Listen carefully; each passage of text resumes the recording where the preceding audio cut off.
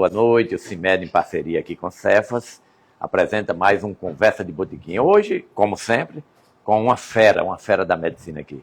Dr. Ivo Barreto, cirurgião oncologista, uma das estrelas da medicina, que certamente vai nos brindar com muitas histórias bacanas da medicina, mas também de sua vida pessoal, não é? Ivo é uma pessoa que também tem muitas histórias para contar, inclusive uma raiz comum comigo, lá do Alto Oeste, viu, Cefas?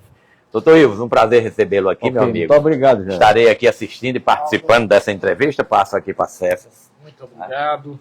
Boa entrevista. Muito obrigado, doutor Geraldo. A todos que estão assistindo pelo Instagram de Geraldo Ferreira, continuem ligados. Lembrando que o programa também é transmitido pelo Facebook Cefas Carvalho, nessa conversa com o doutor Ivo Barreto. E vamos começar agora também no Facebook Cefas Carvalho.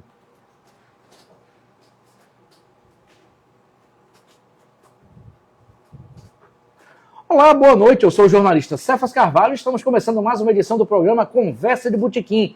Toda sexta-feira, 17h30, no Bar Dalos Comida e Arte, no centro de Natal, uma entrevista com alguém que faz algo importante em Natal, no Rio Grande do Norte. Cultura, política, empreendedorismo, medicina. Como é o caso do entrevistado de hoje. Como você pode ver, tenho aqui do meu lado o Dr. Ivo Barreto, cirurgião, oncólogo, escritor também, que vai contar muito sobre sua história. Doutor Ivo, é uma alegria tê-lo aqui no Conversa do Botequim. Bem-vindo e boa noite. É um prazer também. Estou aqui à sua disposição para responder tudo que vocês me perguntarem. Perfeito, pergunta, eu tenho um monte aqui para fazer. Agradecer ao CIMED, na figura do presidente, Dr. Geraldo Ferreira, que intermediou essa entrevista de hoje. Fazer aqueles dois velhos lembretes. Lembrando que o programa é totalmente interativo. Quem quiser assistir no Bar Dalos Comida e Arte, pode vir. O pessoal do CIMED está aqui assistindo. Tem gente bacana aqui, Maria Leuce Barbosa. Nem falei quando eu cheguei. Desculpa, boa noite para vocês. Tem gente que disse que vai chegar aqui para assistir a entrevista. Enfim, pode vir que o Bar Dalos está aberto e a chuva já passou um pouquinho em Natal. E quem quiser assistir em casa, no smartphone, iPhone, notebook, computador velho, pode fazer perguntas lá que o doutor Ivo responde na medida do possível. Doutor Ivo, tem um monte de pergunta para fazer. Mas, assim, minha curiosidade sempre é saber, o senhor é um médico conceituado, a gente vai falar sobre isso, uma referência na oncologia, mas como é que foi a sua infância? O senhor sempre quis ser médico, desde criança. Eu sei que o senhor é de Martins, né? Da Serra de Martins, ou seja, bem distante de Natal. Como começou tudo? Como era o senhor como criança, doutor Ivo? Olha, eu vou responder da maneira mais honesta possível. Martins tinha um médico, doutor Raul Alencar, pai do desembargador Caio, e outro médico, doutor Laci Xavier, pai do doutor Gênero e do doutor Adi. Então, esses dois médicos, em Martins, eram políticos e eram adversários. E meu pai nunca admitiu política na minha casa. Nossa. Então, era neutro. Amizade com os dois, respeito com os dois, mas não se metia. Mas minha mãe, é aí que vem a história. Sim. Minha mãe devia ser uma médica frustrada. Coitadinha, não teve oportunidade de estudar. Então, ela era um misto de enfermeira e assistente. Mamãe dava injeção em toda a população de Martins sem cobrar um centavo. Nossa. E naquele tempo, uma higiene total. Eu me lembro bem, mamãe fervendo, ela tinha um aparelho, uma caixinha de cobre, Sim. e, como é, de aço inox, e agulhas de ferro. A agulha era usada 50 vezes, 100 vezes. Nossa. Mamãe amolava as agulhas. Mas ela dava injeção de penicilina de 3 em 3 horas, de 4 em 4 horas, chovendo, sem cobrar de ninguém. Era tipo uma enfermeira da cidade. Era tipo uma enfermeira da cidade. E eu brinco porque meu irmão foi eleito prefeito de Martins depois, e eu dizia a ele que quem elegeu ele foi mamãe, com os afilhados, que ela tinha mais de 1000. Então, quem elegeu ele foi Aplicou injeção nos eleitores todos. Então, desde pequeno, eu gostava de medicina. E antes de entrar para a faculdade, eu era cirurgião. Como? Porque eu só pensava em cirurgia. Para mim, medicina era cirurgia. Quem opera é médico, quem não opera não é médico. Nossa. Então, aquele coisa. E quando eu entrei para a faculdade, foi o primeiro ano que a gente tem anatomia, aula em cadáver, eu já me identificava com cirurgia. A faculdade aqui em Natal? Aqui em Natal. Aí o senhor mudou de Martins para Natal, Sim, foi isso? peraí. Sim. Então, a minha infância em Martins, obrigatoriamente na Fazenda Veneza. Porque papai morava na fazenda. Sim. Mas papai tinha uma mágoa do pai dele, que morreu sem perdoar. Nossa. E que mágoa foi essa? É que meu avô era de Caicó, era rico e não botou nenhum filho para estudar. Nossa. Papai não perdoava isso. Então, papai conheceu um grupo escolar aos 15 anos de idade. Decorou a música que tocava, que cantava os estudantes, e ele tinha como objetivo: nunca terei uma bicicleta para andar, mas nunca faltará colégio para meus filhos. E ele fez isso obstinadamente, e aqui vem um elogio à minha família. Papai morreu relativamente moço, 63 anos de idade, deixando 3 filhos menores ainda. E minha mãe, na Fazenda Veneza, continuou administrando a Fazenda Veneza com 9 filhos e levou o barco conseguindo formar praticamente todo mundo. Nossa. Quem quis se formar, se formou. Se formou. E um detalhe, papai era muito inteligente e dizia, naquele tempo era um científico, hoje não existe mais científico, né? Hoje é... É segundo grau, sei lá. Ensino médio? Ensino médio. Mas tinha o ginasial e o científico. O científico.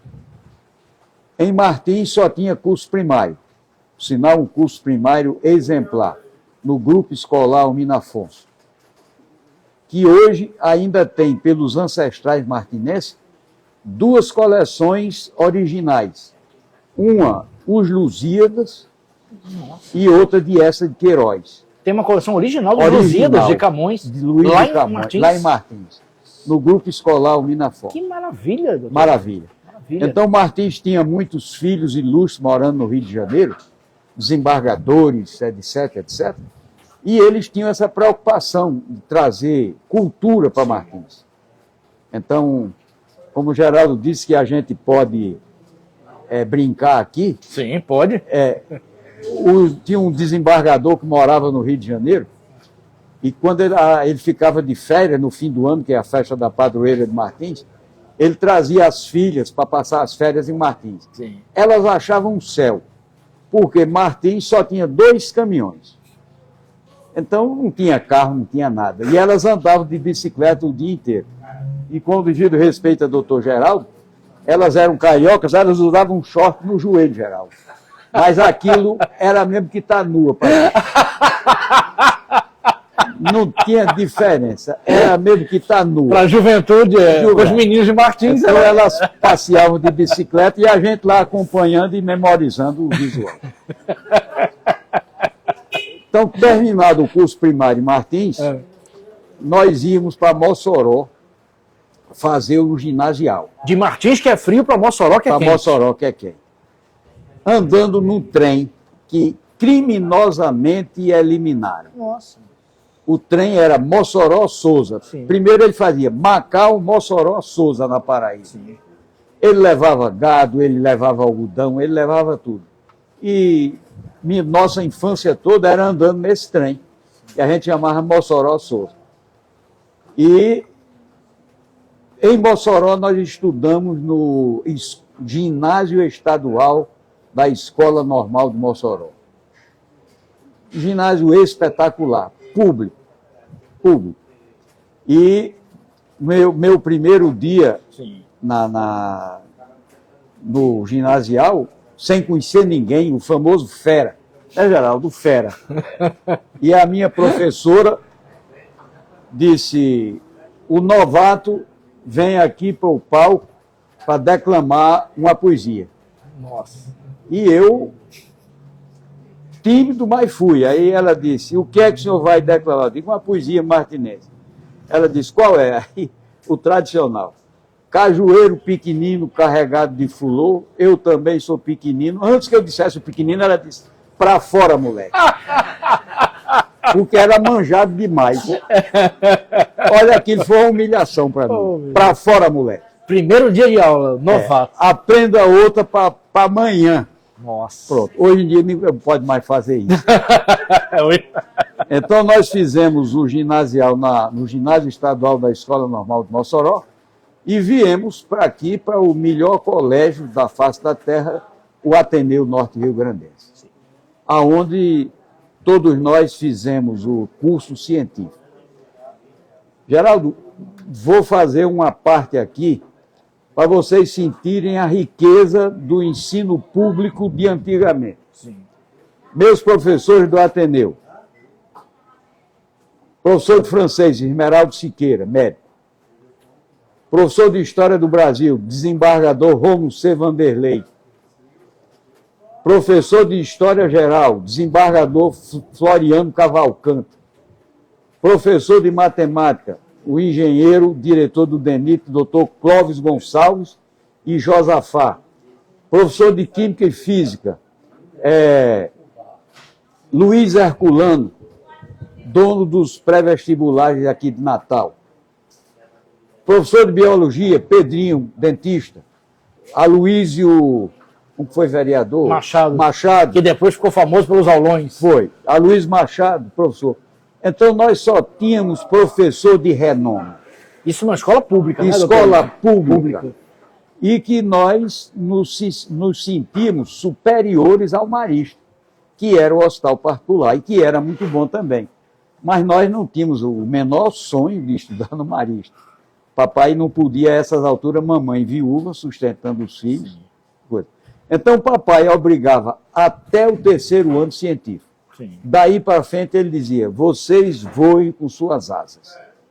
Porque eu não quero que um filho diga, eu não fui padre porque papai me botou para ser dentista. Sim. Eu não fui advogado porque papai me obrigou a ser engenheiro. Então, era inteligente. Cada um escolheu. É tanto que lá em casa, não teve... Obrigado, Luiz. Olha aí, queijinho, doutor Ivo. Queijinho aqui, maravilhoso. Lá em casa, nós somos todos de especialidades diferentes. E todos fizeram o que queriam. Todos fizeram o que queriam. queriam. O senhor também queria ser médico. Queria ser médico. Então, tem médico, engenheiro, dentista, advogado, professor. Tem padre? Rapaz, só não tinha padre porque faltou vocação. Mas seria bom padre. Professor, etc. Então, todas as profissões. Que maravilha. E meu pai conseguiu dar um cunho raro às famílias. Ele conseguiu que nós formássemos um bloco. Morreu, mamãe ficou, morreu aos 92 anos, e nós somos um bloco até hoje. Todos unidos, todos têm confiança. Se eu mandar, eu tenho um irmão engenheiro em Fortaleza, mas se eu mandar o senhor para lá e disser, olha, está indo uma pessoa minha para ir, ele recebe, ele faz tudo que puder, porque ele sabe que eu, irmão, não tenho amizade com ninguém ruim, nem ia mandar ninguém com dor de cabeça. Nem vai mandar, isso. Então isso é uma beleza que meu pai deixou. Nós éramos 9, já morreram 4, mas tem 5. E somos amigos. Que história linda, doutor. Amigos e muito amigos. Isso é importante. Todos os 5 moram aqui em Natal? O senhor e os outros também moram em Natal? 4 aqui e minha irmã que morava aqui, mas ficou deficiente por conta de problema de joelho, foi morar com uma filha em Mossoró. Sim. Mas moravam todos 5 aqui, com mamãe também. Então, é uma trajetória que eu chamo de muito bonita. Com certeza, muito bonita. Nunca estudamos fora de colégio público, inclusive a minha faculdade, a minha pós-graduação no Rio de Janeiro, no Instituto Nacional de Câncer, e na PUC, tudo, como diz o Matuto, sem pagar, e tudo maravilhoso. Que maravilha. Doutor Ivo, o senhor estudou na UFRN. Foi. Como é que foi a transição de Mossoró, que o senhor falou, para Natal? Como é que foi? E como é que foi a sua entrada na faculdade de medicina? Olha, foi algo maravilhoso. Eu tenho muito orgulho Natal tinha 25 vagas para a Faculdade de Medicina. E ficavam classificados os melhores. Sim. Então, eu passei na segunda turma. Por quê? Quero fazer aqui uma homenagem eterna ao ex-deputado Vivaldo Costa, que, estudante de medicina, terceiro ano, mas político, viu, Geraldo? Político. Era presidente do diretório, era não sei o quê, e ele encabeçou um movimento junto ao reitor, saudoso reitor, doutor Onofre Lopes da Silva, para aumentar o número de vagas na faculdade. Sim. Então, deu certo e o ministro da Educação, que eu não me lembro quem era, autorizou a aumentar de 25 para 50. Sim. Então, ao invés de fazer outro vestibular, eles chamaram os 25 abaixo. Sim. E nós entramos, eu entrei nessa turma. Eu, e com muito orgulho, nós fomos cognominados Turma Sambaqui.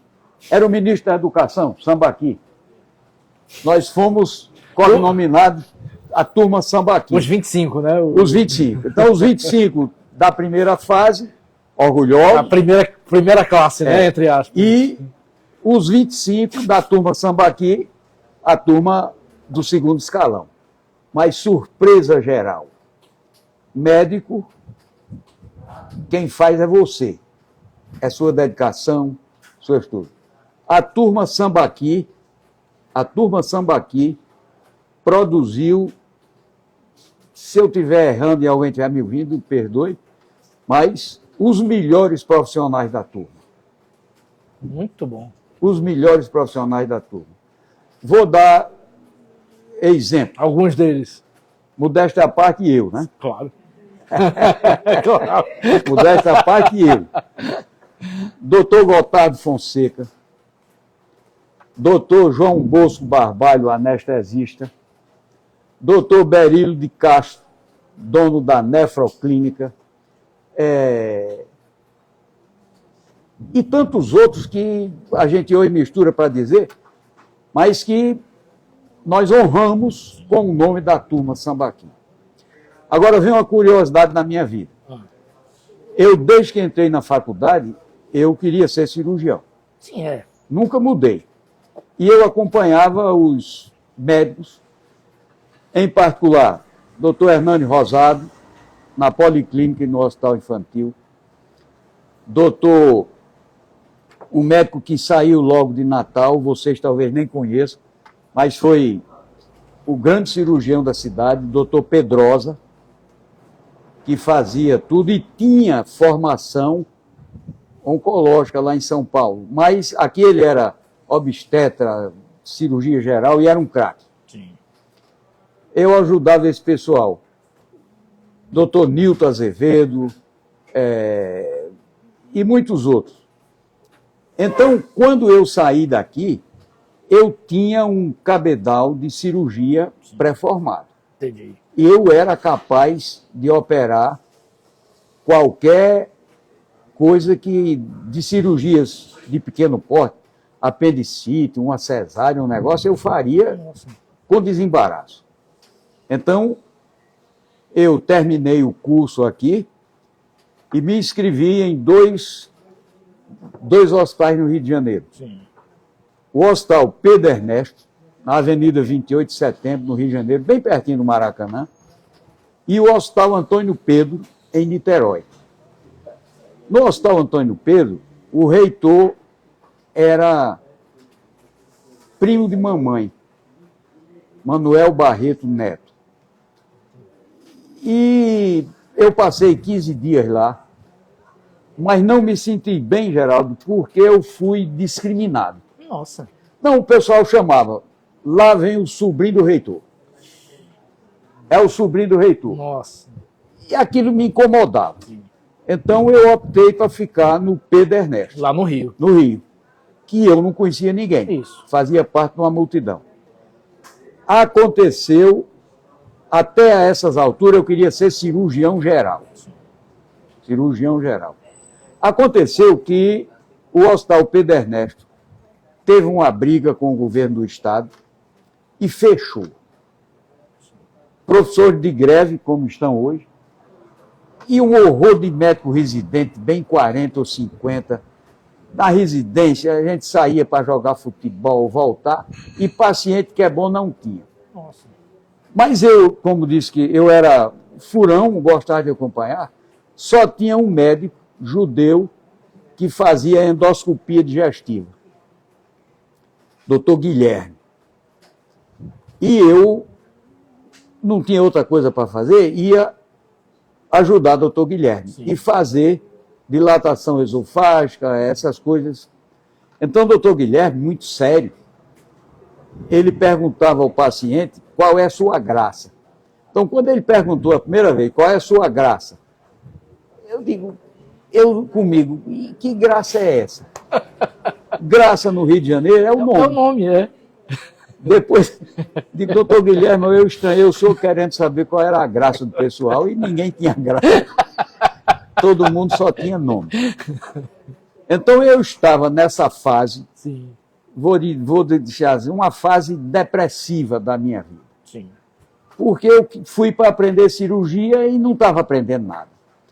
Quando um colega da Paraíba, de nome Romero Bezerra Barbosa, que hoje mora em Brasília, era meu colega de quarto, aí ele chegou e disse, Barreto, tem uma notícia que talvez seja boa. Eu digo, qual é? Ele disse, o Instituto Nacional de Câncer, que eu não conhecia, abriu para residência médica. Houve uma mudança do Hospital Instituto Nacional do Câncer, do Ministério da Saúde, para uma escola de medicina chamada FEFIEG, no Rio de Janeiro. Sim. E isso causou um problema administrativo e eles botaram, o hospital tinha 20 residentes, eles abriram, botaram todos para fora e abriram 10 vagas. Aí ele disse, topa se inscrever? Eu digo, mas rapaz, topo, vamos lá. E nós nos inscrevemos e fomos aprovados. Coisa boa. E no Instituto Nacional do Câncer, nós fomos chamados no outro dia. Então eu me desliguei do Pedro Ernesto. Sim. E fui para o Hospital do Câncer. Minha primeira noite no Hospital do Câncer foi horrível. Nossa, o que aconteceu? Aconteceu que a moça que serviu o jantar da gente tinha um vitiligo que pegava o olho e a metade do rosto. Quando ela me apareceu com um olho preto e um branco, me deu a sensação que aquilo era câncer. Nossa. E eu fiquei, para comer aquela comida, eu fiquei assim meio reticente, eu e todo mundo. Depois era uma figura maravilhosa, era a Dona Glória, que botava comida escondida para a gente nos quartos. Mas foi só aquele impacto. Só a primeira No dia vez. seguinte, trabalho muito. Porque um hospital que tinha aproximadamente 120 leitos para 10 residentes era demais. E o chefe da cirurgia, doutor Ari Frauzino, a quem rendo homenagem até hoje. O que ele me formou, Geraldo, como médico, foi algo maravilhoso. Primeiro, me ensinar, me doutrinar a chegar aqui e dizer, olha, doutor, o senhor vai para a sua terra. O senhor pode ser o melhor cirurgião do mundo, mas o chefe da cirurgia é o veião da sua terra. Então, chegando lá, reverência, respeito, nunca indique uma cirurgia, nunca. Agora, se ele perguntar, como é que você faz isso? Aí o senhor responde, professor, no INCA, o meu chefe faz assim. Não sou eu que faço. Então eu vim com essa formação, que agradeço a doutor Ari tudo da minha vida. E vocês podem pensar que o doutor Ari era um doce de coco. Não era. Não. Não era. Então, eu infringi, e depois me lembro para eu dizer esse epílogo no dia da minha saída. Sim. Eu infringi um código de ética do INCA, Nossa. novo que residente não podia casar. Não podia casar residente? Para se dedicar 24 horas. Nossa. Um erro grave. Sim. Então, o meu parceiro inicial de quarto era o melhor residente da turma. Dr. Mário Alberto, de Parnaíba, Pernambuco, formado no Ceará. Era o melhor nível. Tinha saído também do Hospital Jesus do Rio de Janeiro para ir para o INCA. Sim. E Mário Alberto era rico. Então nós morávamos no mesmo quarto. E um dia ele chegou para mim, disse, Barreto, você tem R$ 200 que me empresta? Tem. Ele disse, tá, eu lhe pago daqui a 3 dias. Pegou o dinheiro, saiu, voltou, e ele chiava como cearense e disse, olha, eu não te disse para que era, porque tu ia querer botar cocô na minha cabeça, e eu não vou aceitar mais. Eu digo, mas para que era? Ele disse, eu fui comprar uns discos para levar para o Piauí, porque eu estou indo me embora amanhã. Porque eu vim para aqui aprender medicina, não ser operário. Nossa. Pelo excesso de trabalho Sim. que a gente tinha lá. Eu digo, Mário, você está louco, rapaz? Ele disse, não, estou indo embora amanhã. Eu não lhe disse antes, porque você ia querer me virar, e eu não virar. Então, ele viajou, foi embora, mandou meu dinheiro, tudo ok. E eu tive notícia de Mário alguns anos depois, até aqui uns 15 ou 20 anos, que ele tinha falecido de um tumor cerebral. Nossa. Mas Mário foi embora e o meu chefe, que era casca grossa, o doutor Ari, me chamou e disse, Pau de Arara, você toma conta de uma enfermaria de 20 leitos de homens e Mário tomava de 20 leitos de mulheres. O senhor tem condições de tomar sozinho? Eu digo, tem, senhor, na maior tranquilidade. Ele disse, então passe sebo nas canelas e vá trabalhar. Aí vem a minha história da infração na ética lá do INCA. Eu combinei com meus colegas para me casar. Eu tinha uma noiva maravilhosa. Lá ou aqui? Lá, aqui. Aqui Não, em Natal. Eu reclamo dela hoje, porque eu podia ter ficado com a carioca. E ela me castrou. Eu digo que ela destruiu minha mocidade. Porque eu me casei e, graças a Deus, permaneço bem casado. Vou fazer agora 55 anos. Que maravilha. E o pior é que eu quero bem a ela. Aí não deu para mudar. Declaração de amor ao vivo no Conversa do Botequim. No dia dos meus, vocês não perguntaram, mas eu vou dizer. Sim. Eu completei 80 anos. Sim. E no dia dos meus 80 anos, meus filhos fizeram uma reunião e um padre foi fazer uma missa. No meio da coisa, a missa, e tudo bem, a missa foi linda, só que o padre cometeu um erro gravíssimo. Terminou a missa, ele disse, agora eu vou fazer o novo casamento de Dr. Ivo. Ora, eu tinha ido para a festa pensando em largar a mulher. Aí ele me casou de novo. Agora são mais 54 Agora anos. não tem mais jeito, Dr. Ivo. Tirou minha chance. Eu digo, mas padre Mota, isso é coisa que o senhor faça sem minha autorização. E casar de novo. Casa está feito e não desmancha mais. Então... Mas voltando, então eu fiquei casado. Noivo, se casou. Casei, fui aí morar no Rio de Janeiro. Ela saiu de Natal e foi pro Rio? Saiu de Natal, foi pro Rio. Casaram no Rio? Não, casamos aqui. Em Natal. Eu vim para Natal, Entendi. casei e fui para lá. E nós tínhamos uma renda maravilhosa. Eu ganhava R$300 da residência médica e ganhava um professor me conseguiu um plantão de domingo que eu ganhava 400. Então 400 com 300, 700. O apartamento eu pagava 550 de aluguel. Nossa! Então não fui a nenhum filme, não fui a nenhum teatro, não fui a... Eu só fui a um jogo de futebol, a despedida de Pelé. que eu fui com ela buchudinho. O senhor foi nesse jogo da despedida de Pelé? Fui. Então, eu dizia, olha, eu tomava café no hospital, almoçava no hospital e às vezes jantava. Ou então vinha jantar em casa, sopa com pão. E ela diz até hoje foi o período mais feliz da vida dela. Nossa. Porque naquele tempo eu vivia em casa, hoje eu vivo, sai muito e ando. Mas mulher é um bicho egoísta, né? Então, ela disse que foi o tempo mais feliz da vida dela, porque eu só vivia para casa. Para casa. Então, qual era a minha vantagem sobre os outros? O pessoal saía para farrear. Sexta de noite, um dia de hoje, o telefone podia tocar a noite inteira, ninguém assim atendia, só o doutor Ivo. Ah. Porque normalmente eu perguntava um dia da semana pelo domingo, para os cabas me cobrirem no domingo, para eu dar meu plantãozinho fora. Isso. E eu não bebia, porque eu tinha uma bela esposa em casa, eu ia dormir em casa. Sim. Chegava em casa, estudava até 11 horas, meia-noite. E no dia seguinte, 6 horas, eu estava na enfermaria. Nossa. E o doutor Ari Frauzino gostava de mim porque ele era tão rígido que na sexta-feira tinha reunião no átomo clínico.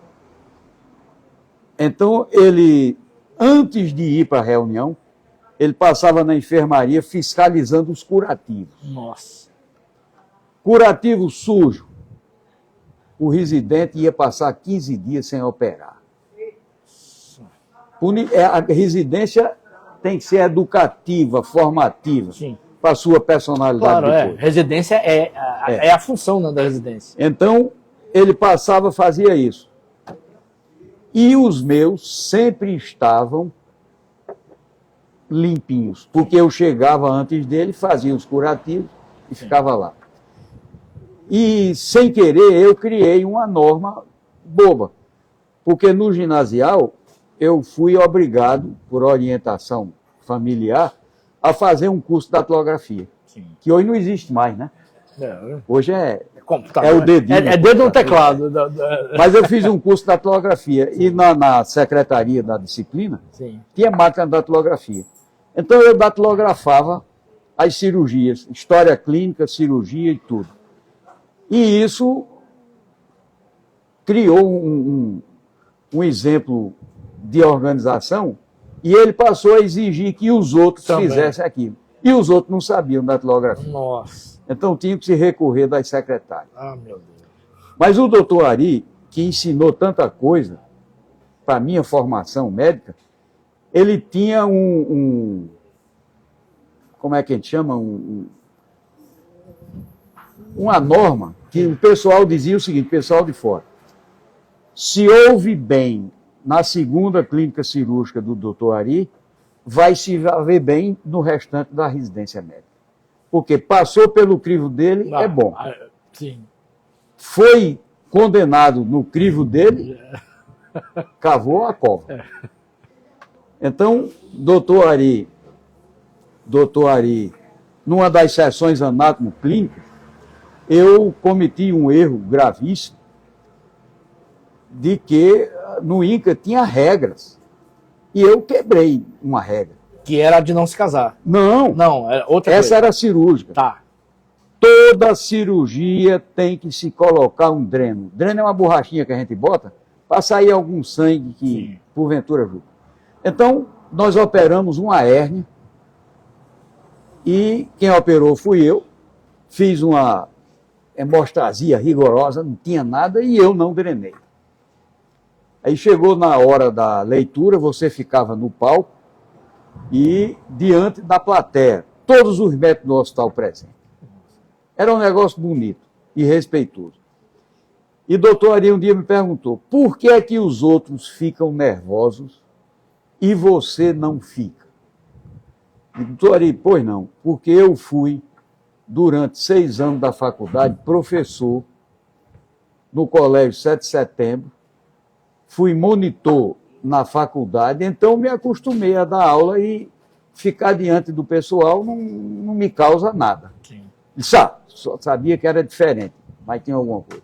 Então eu fiz uma descrição da cirurgia, datilografada, desenhada, tinha carimbo, tudo porreta, e eu me senti Nossa. um ás. Aí ele disse, descreva o final da cirurgia. Aí eu botei, hemostasia, sutura de pele. Ele disse, mas eu não ouvi o dreno. Nossa. E eu caí na besteira de dizer, professor, uma cirurgia bem feita, bem hemostasiada, não precisa de dreno. Aí foi quando eu levei a famosa mijada, Nossa. na frente de 80 ou 100 pessoas. Ai, meu Deus. Ele disse, doutor Ivo, na sua terra, o senhor vai fazer o que quiser. Agora, aqui no INCA, o senhor é meu subordinado e vai drenar todos os pacientes, por ordem minha e determinação minha. Rapaz, o cara levar um rela desse. Na frente de Aí eu 80 digo, pessoas. eu tomei logo a agressão. Sim, senhor, me desculpe. E até hoje eu dreno. Até hoje Tá eu tudo certo, dreno. não, vou drenar. O colega que opera comigo, também foi do INCA, eu disse, mas rapaz, vocês vão botar dreno. Vou botar dreno, porque se sangrar, Vai que doutor Ari esteja a alma dele está aqui, está aqui. Até hoje eu dreno. Quer dizer, residência médica é ensino, é formação. Então isso é algo de espetacular. E eu aprendi, doutor. Que história maravilhosa. Aprendi na residência médica. Devo ao doutor Romero ter me convidado para ir conhecer o INCA, que eu não conhecia. E no INCA eu tive tudo de bom e de melhor.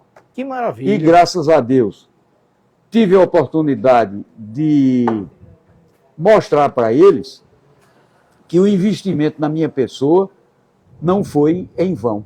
Com certeza não. Então, eu vim para Natal. É isso que eu ia perguntar. Como é que foi a vinda? Eu vim para Natal. Doutor Ari me chamou para ficar como assistente dele no Rio de Janeiro. Quer dizer que o senhor tinha a opção de ter ficado lá? Tinha a opção de ter ficado, mas não quis. Não? Olha, eu via os assistentes de doutor Ari, todos infinitamente superiores a mim, dando plantão dia de sábado e domingo. Eu digo, daqui que eu vou chegar igual a eles e continuar na vida que eles levam, eu vou para Natal, eu tenho praia, eu tenho, meus parentes têm fazenda, eu vou ficar aqui o quê?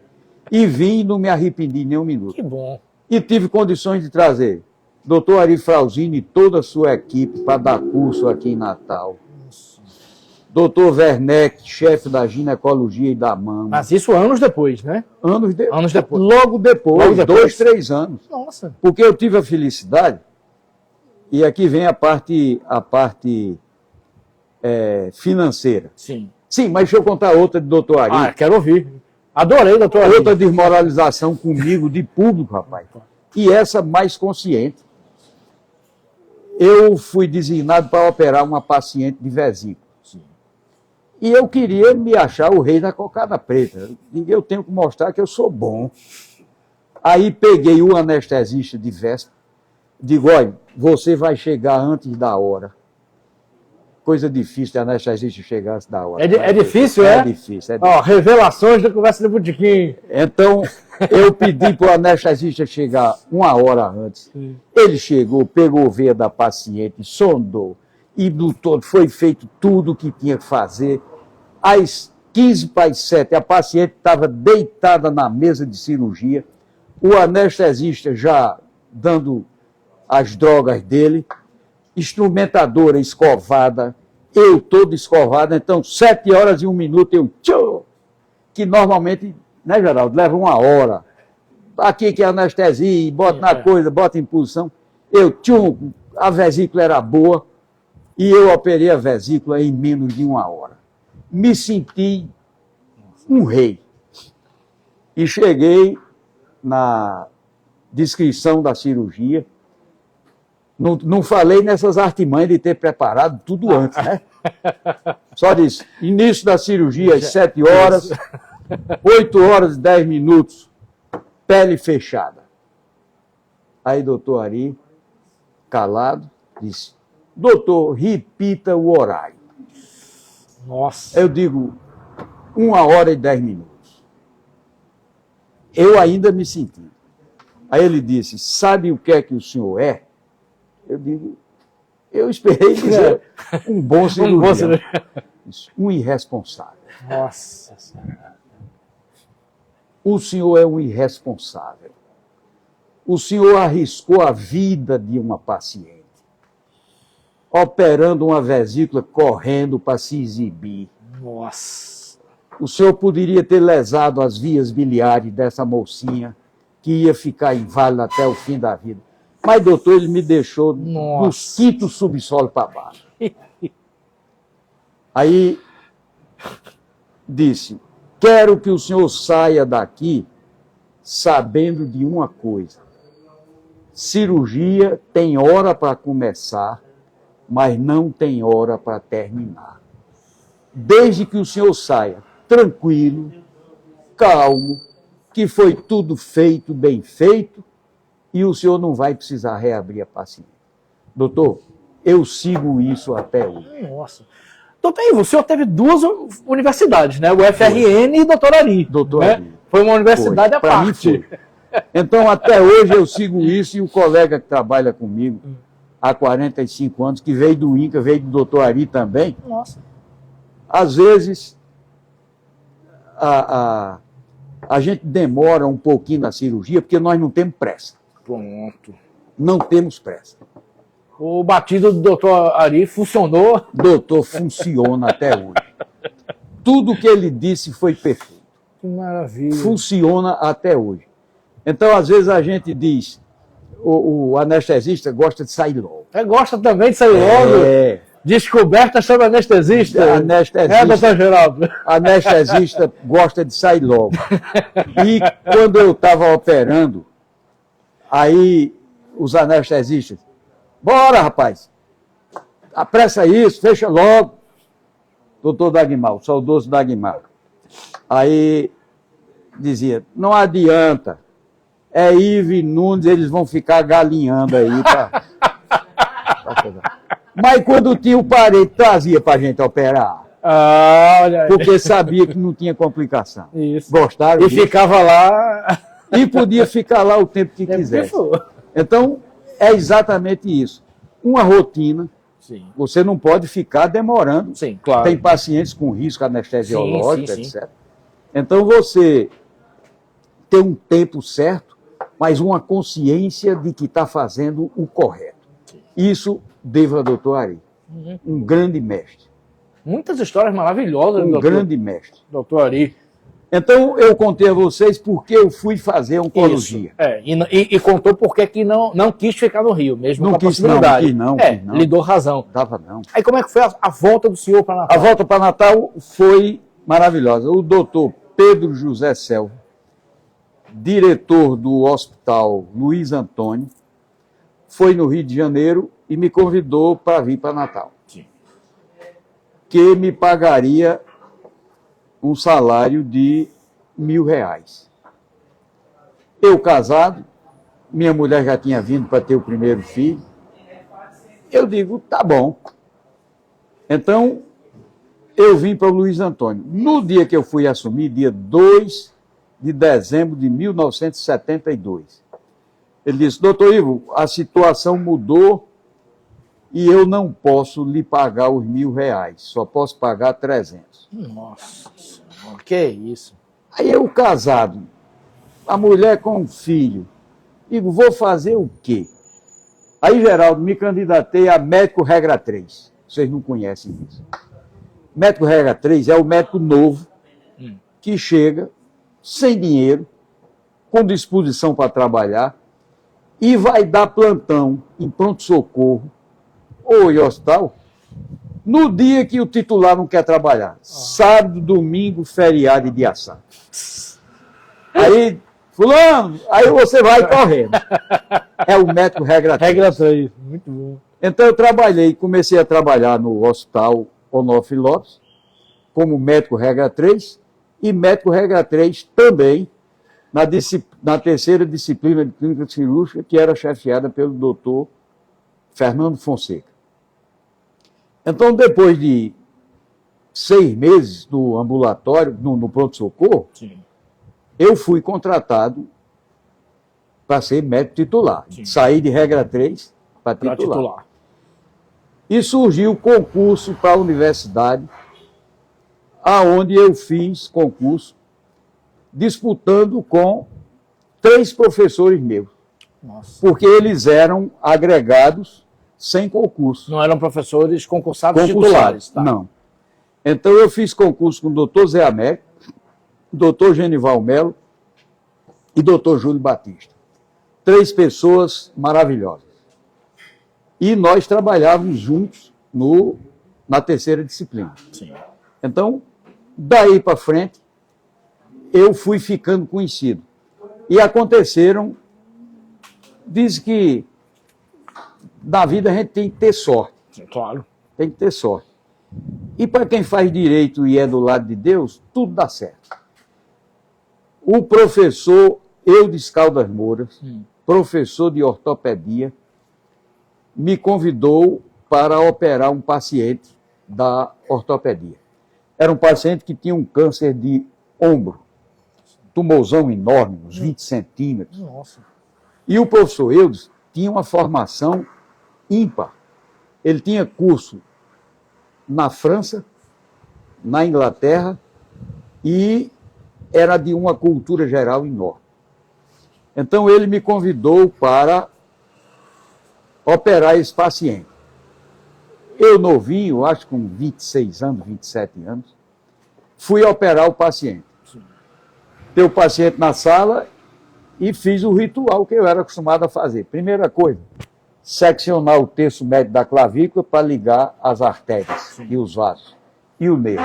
Então, quando eu fiz isso, aí ele disse, já sei que o senhor sabe operar. Pode continuar. E a partir de hoje o senhor vai dar todas as aulas de câncer ósseo Nossa. da disciplina. Quer dizer, isso para mim foi um prêmio. Sim. Alguns dias depois, chega um paciente na disciplina com câncer de estômago.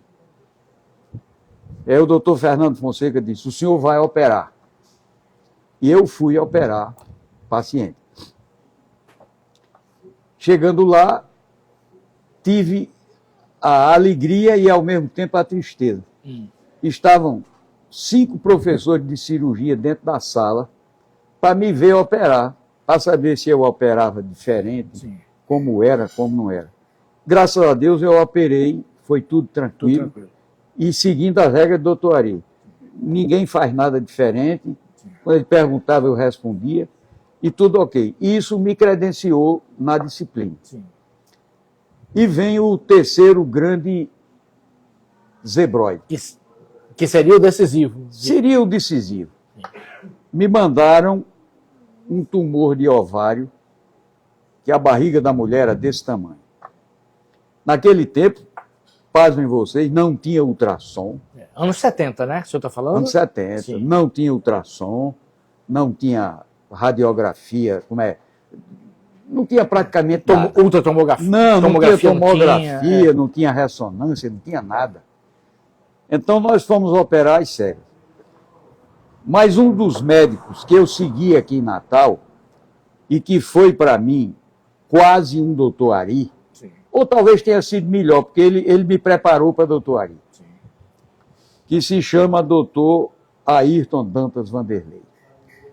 Na minha concepção, o maior ícone da cirurgia do Rio Grande do Norte em capacidade, honestidade, respeito, ética, tudo que você quiser se concentra em doutor Ayrton Dantas Vanderlei. E que 2 médicos me deram muito apoio quando eu cheguei aqui. Doutor Ayrton Dantas Vanderlei, o número 1, e o segundo, doutor Luiz Gonzaga de Bulhões. Por que doutor Bulhões? Pela inteligência e versatilidade. Como eu operava a parte óssea, doutor Bulhões me ajudava e era muito inteligente. Quer dizer, eu ressecar a mandíbula de um paciente e botar um enxerto de crista ílico, tirar o externo de uma paciente e fazer um entrançado com fio de aço, ele me ajudou muito. Sim. E o doutor Ayrton, porque foi fora de série. Então, eu fui operar essa paciente e, chegando lá, nós constatamos que não era tumor de ovário. Era, sim, um abscesso hepático. Abscesso é uma formação de pus dentro do fígado. Mas era tão grande que nós encontramos a vesícula biliar, que é do lado direito em cima, ela estava na fossa ilíaca esquerda.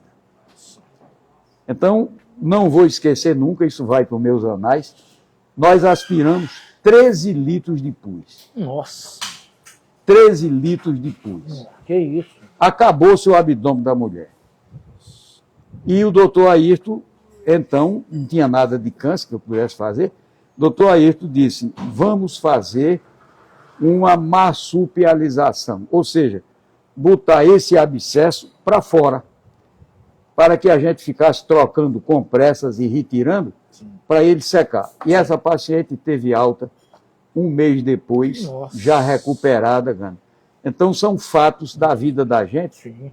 que a gente não esquece nunca. Com certeza. E as pessoas que nos ajudaram, a gente também não pode jamais esquecer. Não. E vamos listando aqui. Já tem comentário aqui, doutor Ivo? Deixa eu deixar o senhor tomar uma aguinha, comer um queijinho, respirar, enquanto eu leio os comentários aqui.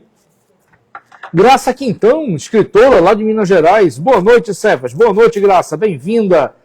Marluce de Souza. Boa noite. Já imaginando o futuro do meu filho. Olha aí, o filho dela quer ser médico pelo visto. Valeu, Marluce. TT Bezerra. Boa noite. Boa noite, TT. Bem-vinda. Lembrando que quem quiser pode fazer comentários. O programa é totalmente interativo. Doutor Ivo, tem um monte de perguntas. As histórias estão ótimas. Aí, dando continuidade, aí o senhor entrou como professor da UFRN, foi isso? Depois desse processo todo. Professor efetivo. Efetivo. Sim. Do que me orgulho até hoje. Sim. A universidade, eu tenho que dizer, é uma mãe. É uma mãe. A universidade dá tudo. A universidade, no meu tempo, era maravilhosa. Então, vou contar mais ou menos minha trajetória na universidade. Isso. Eu entrei como auxiliar de ensino, depois eu fui professor assistente, depois eu fui professor adjunto e parei em adjunto, porque o cargo seguinte seria professor titular, mas não tinha vantagem. Não? Não. Financeira, quase nada. E de responsabilidade e muita coisa, poderia ter muita coisa. Então, não quis, não. Parei em adjunto. Sim. Mas vem minha trajetória de médico. Recém-chegado, aí vem o agradecimento. Sim. Doutor Ayrton Vanderlei Obrigado, Luiz. e doutor Dari Dantas, o popular primo Dari, me ofereceram o consultório deles, que era no método cirúrgico, para eu ficar lá sem pagar. Sim. Ótimo. Eu também não tinha com o quê. Então, Deu certinho. aí eu fui para lá. E ficava lendo revista para que fossem aparecendo os doentes. E começaram rápido. Porque eu tinha, um terceiro agradecimento, que eu ia esquecendo, Sim. ao professor Leide Moraes. O professor Leide Moraes me convidou para criar um serviço de mastologia na maternidade Januário 5. Sim. O serviço já existia, chefiado pelo doutor Leônidas Ferreira, mas que Leônidas não operava, era só clínico. E quando surgiu essa possibilidade, ele disse, não, venha para aqui que você vai ser o dono aí. E me passou. E foi a maternidade o local que talvez tenha me dado mais projeção como médico. Então eu comecei a operar na maternidade e o professor Leide me homenageou. Até o filho dele, Dr. Kleber Moraes, depois de eu ter saído da maternidade, ter cumprido meu período regulamentar de professor, me aposentei e saí. Então, eles conseguiram um mamógrafo depois que eu saí. Mas eu fui convidado e homenageado pela inauguração do mamógrafo, porque eu batalhei durante anos e anos, e a vitória veio depois, não mais na minha plenitude, mas lá. Então, na maternidade, o professor Leide me deu apoio incondicional. E tinha um colega, em todo canto tem isso, um colega que, às vezes, fazia cirurgias de mama, etc. e tal, e achava que talvez eu tivesse ofuscando um pouquinho. Mas não tinha nada a ver com isso, nunca tive vaidade. Eu tive coincidências na vida. Então, eu fui lá e digo, professor Leide, vim me despedir do senhor. Nossa. Aí ele disse, por quê?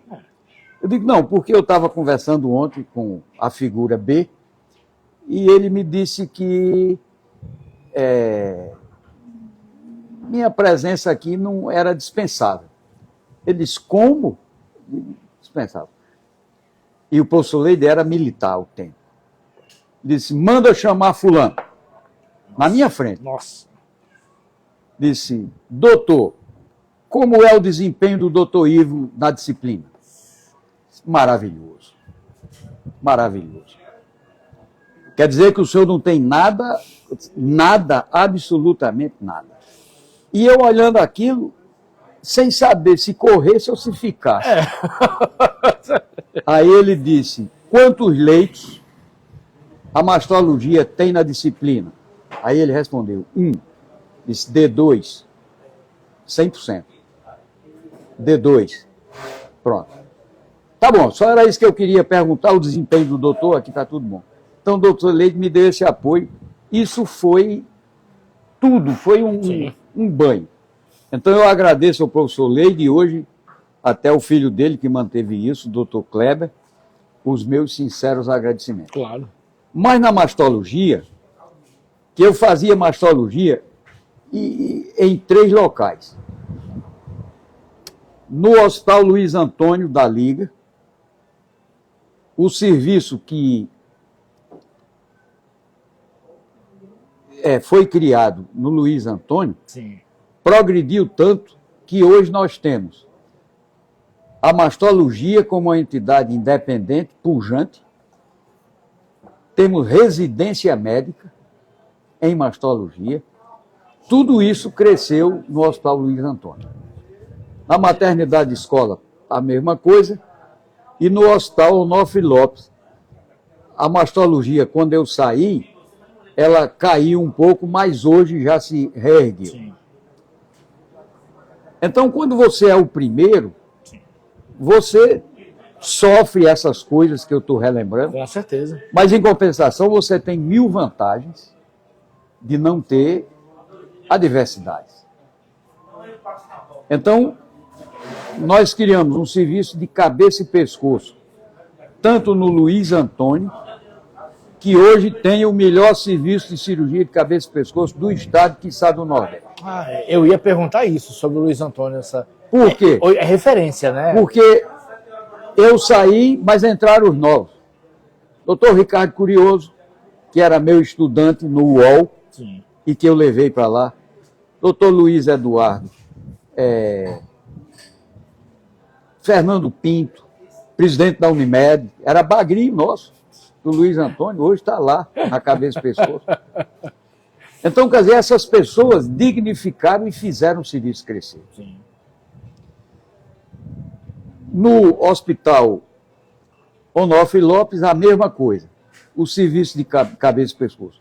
E no Luiz Antônio, nós criamos, então, que eu lutei anos e só vim conseguir, no fim da vida, a disciplina de cirurgia oncológica, que hoje tem residência médica, exportando médico para o Brasil inteiro. Muito bom. Então isso é maravilhoso e gratificante.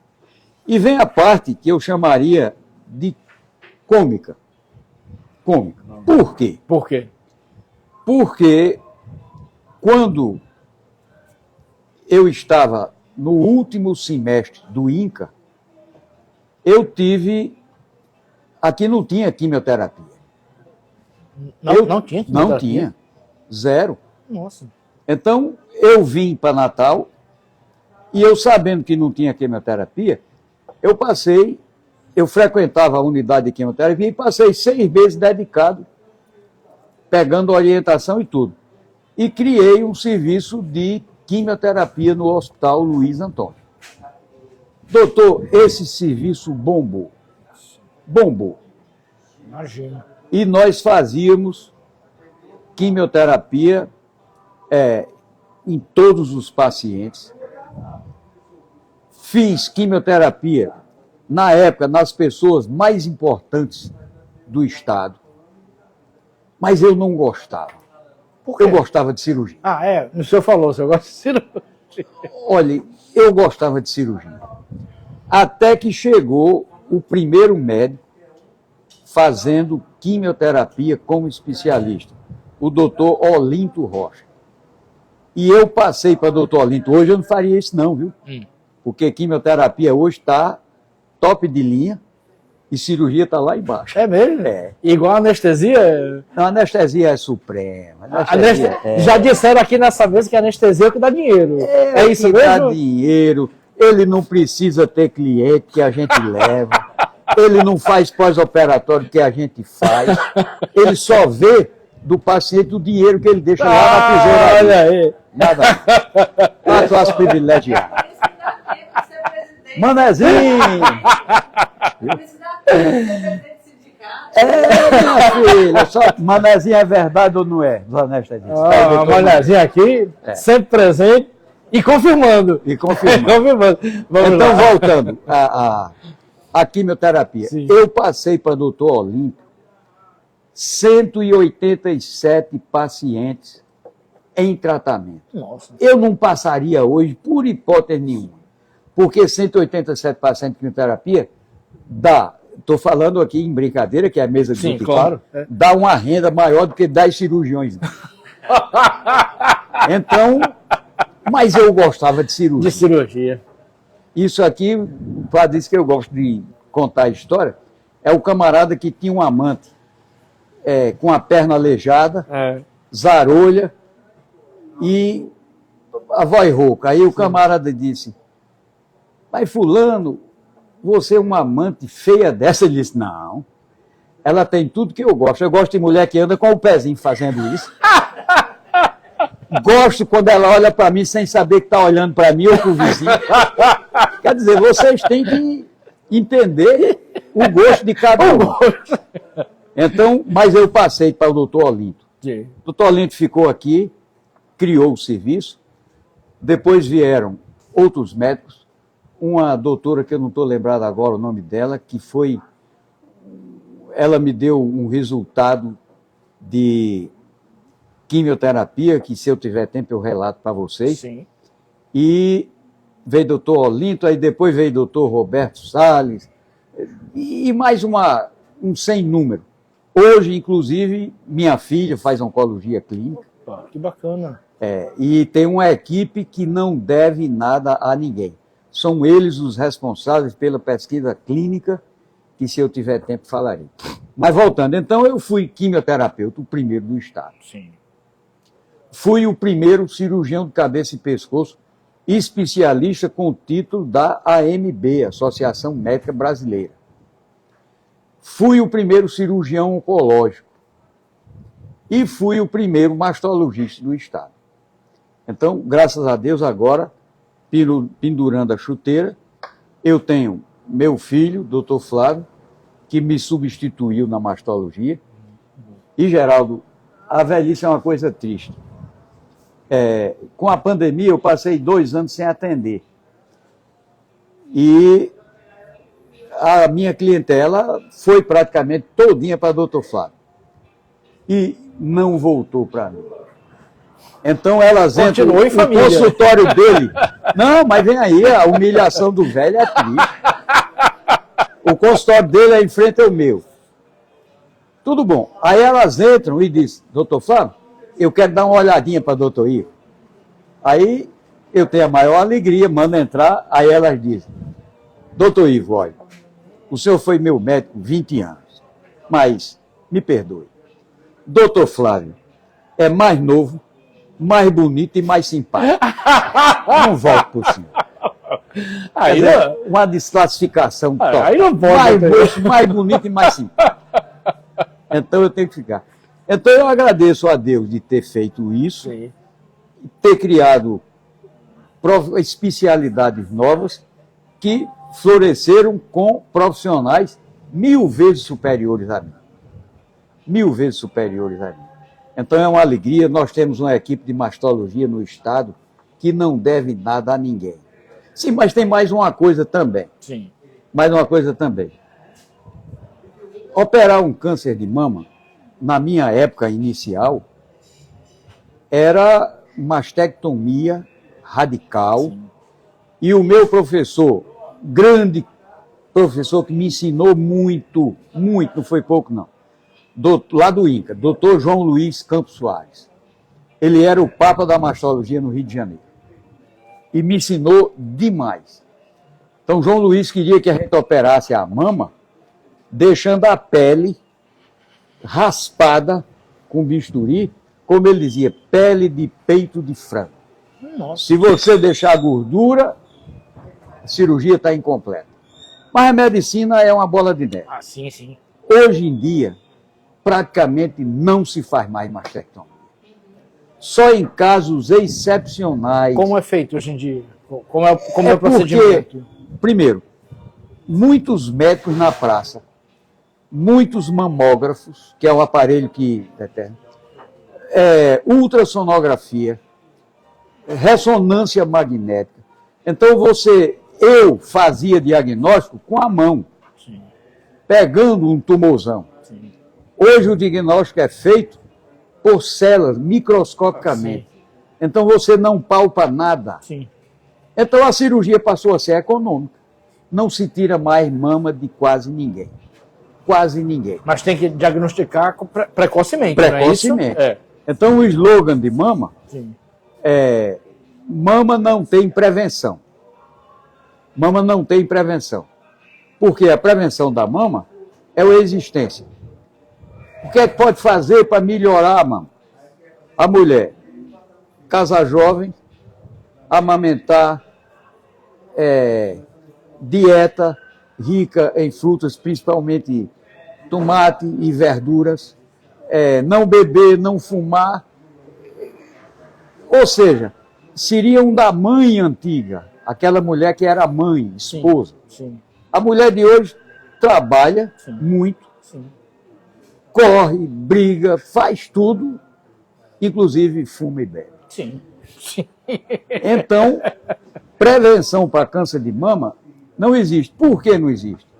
Porque um câncer de mama, quando vem a atingir 1 centímetro, ele tem, em média, 10 anos de evolução. Então, com 1 centímetro é que ele passa a ser demonstrável em mamografias e em palpação. Entendi. Então, a prevenção, que seria essa, é inviável. Porque ele pode ser diagnosticado, né? Aí que Não se chama diagnóstico precoce. Precoce, é. Então, mama não tem Que prevenção. a mulher tem que ir com muita regularidade. Muita né? regularidade. 2 coisas que a mulher não pode deixar de fazer: ir ao mastologista, não é ir ao ginecologista. Sim, Tem muitos ginecologistas excelentes sim. que pedem o exame, mas existe um médico que só vê o laudo. Vê o laudo, pessoal, e 0 é a mesma coisa. Você tem que palpar a mama para sentir. Ouvir a história do paciente para julgar. Ouvir os antecedentes, se tem familiares envolvidos. Tem aspecto genético envolvido? Tem. Na mama tem. Aquela atriz americana, Angelina Jolie, ela acabou tirando os seios porque tinha um histórico, não é isso? Exato, mas aquilo é uma cirurgia que eu diria aceitável, mas que não garante 100%. Tá. Porque Eu falei que a mastectomia do meu tempo inicial se raspava a pele para deixar pele em peito de frango. Peito de frango. Então você olhava uma mulher mastectomizada e ela tinha as costelas, você contava todas as costelas. Aí eu me vangloriava, fiz uma cirurgia bacana. Hoje em dia, a pele fica com mais ou menos 1,5 centímetro, com sua gordurinha, Sim. que faculta uma reconstrução com musculatura dorsal, e aqui vem um dos meus orgulhos, Sim. com reconstrução do TRAN. TRAN é a pele infraumbilical. A mulher, normalmente, de câncer de mama, ela tem uma gordurinha excessiva. Sim. As que estão aqui vão confirmar comigo. Tem uma gordurinha excessiva. E que elas têm a maior vontade de tirar. Então, quando a gente pegava uma mulher com câncer de mama, Sim. nós fazíamos a reconstrução com o reto abdominal. Sim. Então, nós tirávamos essa pele aqui de baixo, com Sim. gordura, pele espessa, Sim. presa ao músculo reto abdominal, que era para nutrir da irrigação e drenagem. E pegávamos essa pele, rodávamos e botava aqui na mama, dando uma reconstrução de mama perfeita. Ficava faltando areola e mamilo, que a gente fazia no segundo tempo. Então, hoje eu fui o primeiro médico a fazer reconstrução com TRAN, com o reto abdominal. E para você ver que medicina é uma coisa curiosa, Sim. essa paciente é minha cliente até hoje, é minha amiga, me manda um presente de Natal todo ano. Se ela ouvir isso, ela vai saber de quem eu estou falando. Me manda um presente de Natal, já operei as filhas dela, mas nada de câncer, só nódulos em mama de beijo. E ela me fez isso. Então foi o primeiro TRAN. Ela está viva até hoje, curada do câncer de mama. Quer dizer, isso é maravilhoso. Que maravilha. Nesses 30 anos ou 35, ela teve uma intercorrência do câncer de mama, que é um câncer agressivo, é covarde. Ela fez uma metástase de pulmão. Uma. E nós levamos para a cirurgia torácica, foi ressecada essa metástase e ela ficou curada. Então ela já está hoje com 40 anos de cura clínica, que nenhum médico deseja, a gente deseja, mas é difícil conseguir isso. Então, esses fatos nos envaidecem muito. Com toda Nos certeza. envaidecem muito. Produção, José Águio, você tinha falado, a gente está com 1h10. 1h10. Eu pensava que não tinha nem meia hora. Nem meia hora. Mas se você tiver alguma pergunta, alguma coisa, é o maior prazer. Eu tenho medo que o programa tem que ter 1 hora, mas está muito bom o papo. Eu quero saber sobre o livro. O senhor lançou um livro, Eu Contador de Histórias, se não me engano. Contador de história. Eu quero, reunindo o senhor é contador de histórias. A gente já percebeu aqui. Vocês se já que eu rimos gosto muito. de falar. E, durante a vida, eu fui vivendo, ouvindo histórias e que, graças a Deus, ficaram na minha memória. Então, quando a gente está no centro cirúrgico, depois eu vou falar uma besteira, mas vou falar. Oba, assim que é bom.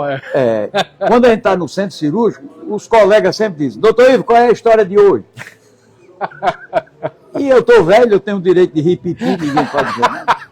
Então a gente repete, não repete, tem uma nova, e fura ali, aí vai e vai tudo bem.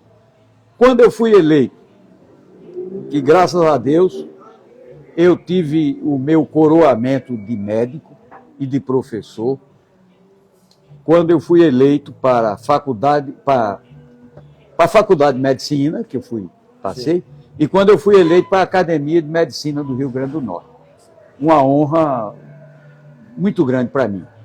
E há 2 anos eu tive a maior honra que eu não esperava, foi que pelo meu trabalho para mastologia, eu fundei no Rio Grande do Norte em 1973 ou 74, a 3ª ou 4ª regional da Sociedade Brasileira de Mastologia.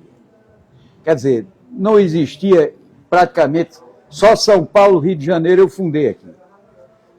Então, nunca perdi congresso de mastologia, sempre apresentei trabalho, sempre fiz parte disso e daquilo, e fui homenageado, para surpresa minha, não estava esperando, quando fui convidado para ser patrono de uma cadeira na Academia Brasileira de Mastologia.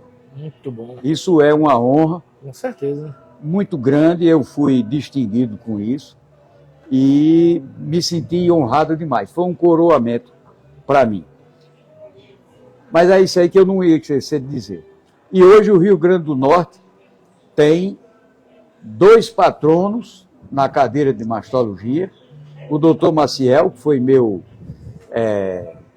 contemporâneo desde a época, ele era estudante quando eu comecei na maternidade, depois ele voltou, foi trabalhar comigo na Liga e na maternidade, e é um cara brilhante, e foi também agraciado com essa comenda. E hoje nós temos um terceiro médico, mas não é patrono, é membro titular, como eu sou da Academia de Medicina, eu não sou patrono, sou membro, que é a doutora Tereza Cristina, a vida toda também dedicada à mastologia. Parabéns a eles e aos arredores. Mas voltando aqui, de contador de história. Isso, o livro. Então, doutor Armando Negreiros, anestesista, Foi o primeiro médico entrevistado aqui, doutor Armando Negreiros. doutor Armando disse, doutor Ivo, por que você não junta isso? E aqui para nós, eu com preguiça não juntar. Aí um dia eu resolvi juntar. Contei 36 histórias. A preguiça bateu, fechei o livro, e eu estava com o cônego Zé Mário, que vocês talvez conheçam, que eu chamo Padre Zé Mário, porque 2 autoridades, o cônego Heitor de Araújo Salles, uma das maiores culturas desse estado, bem mais culto do que o irmão dele, Dom Eugênio Salles, que era mais famoso e mais político, mas de cultura Dom Eugênio ganha. Dom Heitor ganha. Heitor. Eu vou contar uma de Dom Heitor. Opa, quero ouvir. Então, O livro. Aí Padre Zé Mário disse, Padre Zé Mário, disse, já está em Padre Zé doutor Mário. Ivo, o senhor está me devendo uma coisa. Eu digo, o que é? Ele disse, juntar essas histórias no livro. O senhor não pode morrer e deixar isso enterrado. O senhor tem que morrer e deixar isso para as gerações lerem. Então, eu pedi a ajuda de um jornalista, uma figura espetacular, que eu não conhecia. O doutor foi meu sobrinho que me indicou. O doutor, meu Deus, ele era da Tribuna do Norte, redator. Peixoto? Carlos Peixoto. Aí Peixoto veio e disse, Peixoto, isso aqui é assunto comercial, quanto é seu serviço. Segunda coisa, não quero que você mude uma vírgula das minhas histórias. Você apenas vai me ajudar. Porque ele tinha paciência, a gente passava 4, 5 horas gravando. Aí ele fazia a transcrição para o papel, me trazia, eu corrigia, mas ele não botou um A na minha história. Sim. A história era a original. A única coisa mais bacana foi ele que botou, foi uma frase de Cama Cascudo, que não existe nada mais belo do que essa frase. Curtíssima. Quando ele diz, porque eu sou do Alto Oeste e me orgulho disso, aí ele disse, Cama Cascudo disse, vivi no sertão que hoje não existe mais. Doutor, isso é de uma profundidade. Eu que nasci e me criei na Fazenda Veneza, nunca se fechou porta, nunca se fechou nada, nunca teve roubo, nunca teve nada. Tinha crime da famosa honra de mulher. Fulano de tal desonrou e a negaria lá e queimava.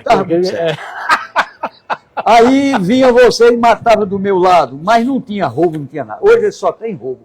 A honra da mulher acabou, não tem mais nada. Roubo tem. Roubo tem demais.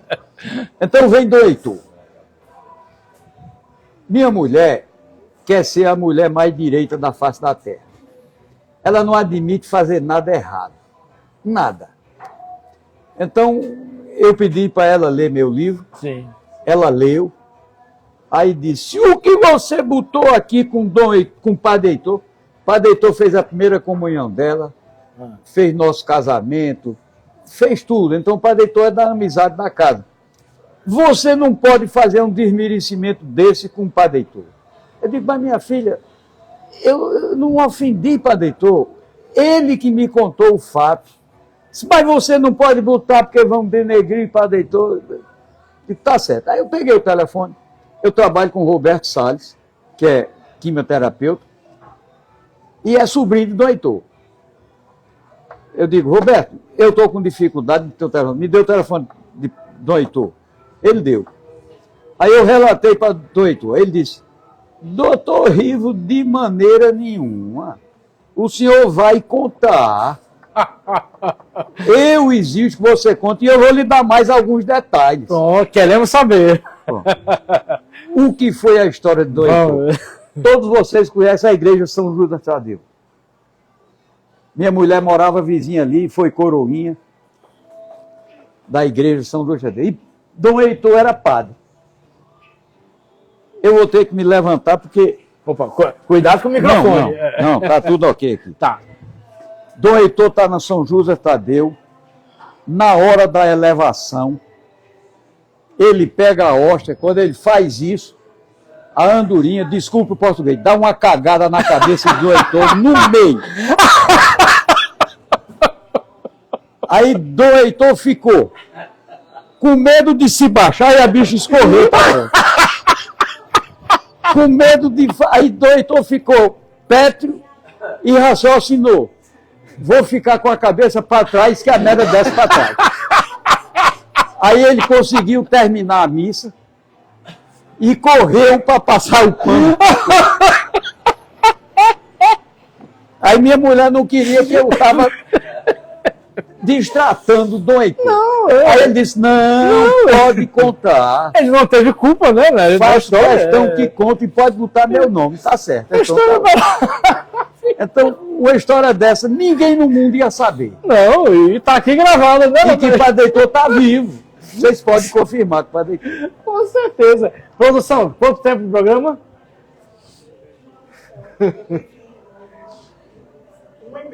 1h30. 1h21. Doutor Ivo, por mim eu ficava aqui até 11 da noite, mas a gente vai ter que liberar, que tem uma exposição aqui do Bardalos, daqui a pouco. Vai ter show aqui também no Bardalos hoje. E não foi nem entrevista, a conversa foi maravilhosa, muitas histórias boas, revelações sobre os anestesistas, né? Todas verdadeiras. Todas verdadeiras, né? Se você está me ouvindo, crie seu filho para ser anestesista. É uma brincadeira com o doutor Geraldo Ferreira, presidente do CIMED aqui. Agradecer a todo mundo que está aqui no bar, agradecer a produção, José Agro na produção e filmagem, Natália Chagas, assistente de produção, apoio logístico, Lula Belmont e Luiz, aqui no Bardalos Clube de Arte. Ricardo Nelson está presente aqui, está ali, Ricardo Nelson, discretamente sentado ali, grande. Beijão, Ricardo. Saudade de você. Nós temos apoio de Anoreg, Adurne Sindicato, Sinmed, Sindipetro, Max Mail, Professor Carlos Silvestre, IP Editora e Cachaçaria Morim. Por falar em Cachaçaria Morim, não sei se o senhor bebe cachaça. A Cachaçaria mandou uma cachaça para o senhor, uma bandeira branca cristal, cortesia para o senhor. Essa é a substituta da Morim? Boa pergunta. Eu confesso que eu não sei. Talvez você não seja. falou em Morim? Hã? Você não, a Cachaçaria Morim. A Morim é a cachaçaria. Eu pensei que era cachaça Morim. Existia cachaça Morim. Eu não sei se essa talvez seja. Talvez. Essa é uma cachaça paraibana. A gente posso contar só uma história? Claro, história sempre dá. Fofoca nós gostamos. Eu tinha